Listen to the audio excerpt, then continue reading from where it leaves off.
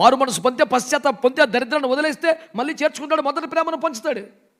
కానీ ప్రేమను అడ్డం పెట్టుకొని పందుల్లోకి తండ్రిని తీసుకెళ్తామంటే కాదు, ఆయన ఒక స్థాయికి దిగి వెళ్ళలేడు.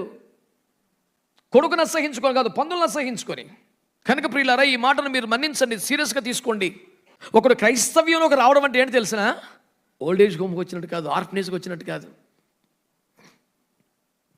ఒక విందుశాలకు వచ్చినట్టు లెక్క. అయ్యా, నీ మందను ఎక్కడ మేపుతున్నావయ్యా? ఇక్కడ ముసుగులో ఉండిపోయానయా, జతకాండ్ల మందలో ఉండిపోయినాయనా. They are not in a position to satisfy your hunger here. ఆకలితో, కరువుతో అల్లాడిపోతున్నాను ప్రభా,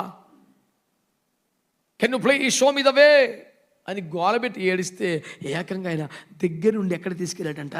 తన విందుశాలకు తోడుకొని వెళ్ళాడు. దేవునికి స్తోత్రం కలుగునగాక. అందరు చెప్పండి, విందుశాల అని. ఆయన ఎక్కడ తోడుకెళ్ళాడు మనల్ని? విందుశాలకు తోడుకెళ్ళాడండి. అంటే అర్థం ఏంటి?